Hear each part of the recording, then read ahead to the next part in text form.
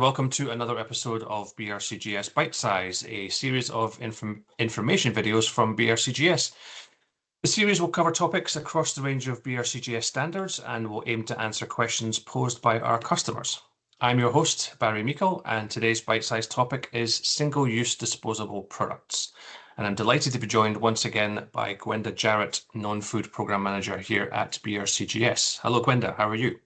Hi, Barry. I'm really good. Thanks. Great opportunity to speak about this topic. Fantastic. Thank you for agreeing to come on. So as I mentioned, single-use disposable products is our topic for today, and there's a little bit of confusion about where they fall. So whether it's a packaging materials standard concern or consumer products. So could you just sort of cover what is covered under the scope of both of those standards, so packaging materials versus consumer products when it comes to single-use disposable products, please? Perfect. A great opportunity. So packaging materials issue 7, we took the opportunity to kind of try to clarify what is covered under packaging versus consumer products. BRCGS has 2 standards, so we have an option between packaging and consumer products. Some products fall more into one side than the other, but to be honest, it is a very kind of narrow line or grey line between the two. So packaging materials issue 7 covers any packaging material that contains or protects food, feed, beverage, hygiene sensitive products like consumer products. Also, it covers any packaging. So it hasn't got to cover non-food. It also covers non-food. So if you're producing a steering wheel for Mercedes, which was an example that was used to us, and you put that in a box with expanded polystyrene, that is packaging that we cover under this standard. What we did in the standard, and maybe it wasn't quite clear, we actually said this standard also covers things like, or such as was the term we used, single-use disposable products. What we meant is that is just an example of.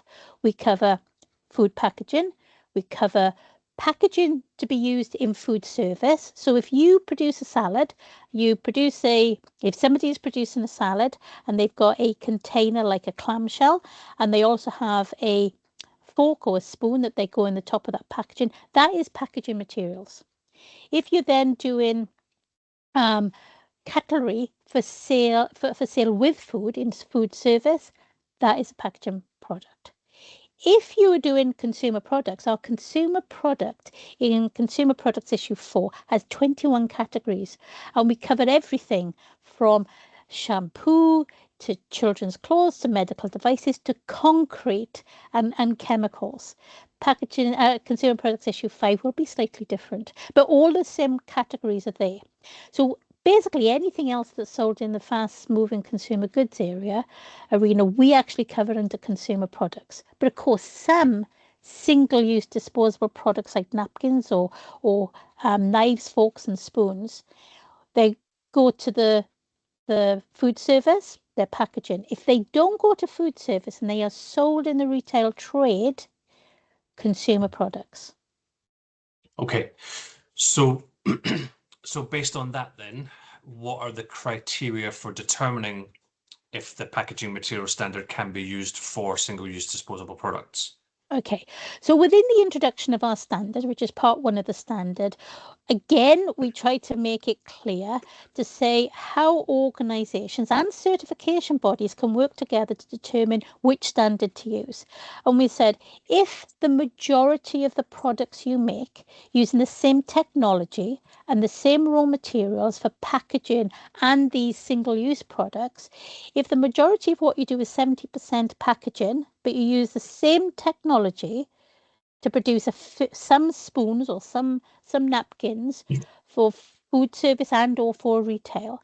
If you do 70% by production volume of packaging standard. If the majority of what you do is for the retail trade, 70% consumer products. Okay, so the standard says what is meant by predominantly producing packaging materials of at least 70% by volume. Can you just give a little bit more of a description about what that means in in like maybe a real life example? Yeah, so say you're doing injection molding. So if you're making an injection molded product of which you're making injection mold, I've been to sites that manufacture kind of glasses, cups, cutlery, clamshells. So they make products, injection molding. The majority of that, 70%, goes to the food industry to put salads in, or to the food service to put salads in. But they also, because it's the same technology and the same raw material, they also make some spoons and knives and forks. So if those are going to food service, obviously that's packaging. But if they're Mhm. doing that as an extra because they got the same technology, but that's going to the retail trade, 70% of what they do, the majority of what they do, is packaging. It's the packaging standard. Right.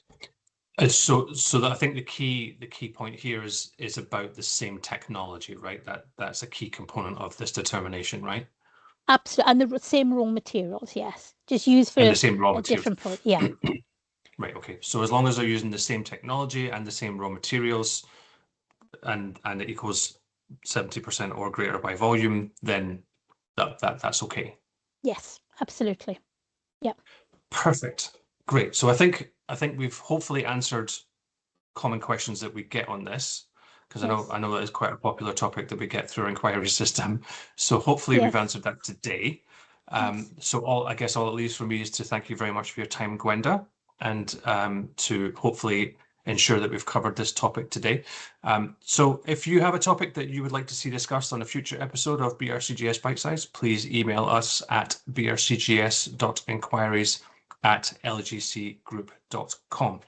All it leaves for me to do is today to thank you, Gwenda, again for your time, and we will see you on the next episode of Bitesize. Thank you. Thanks, Gwenda.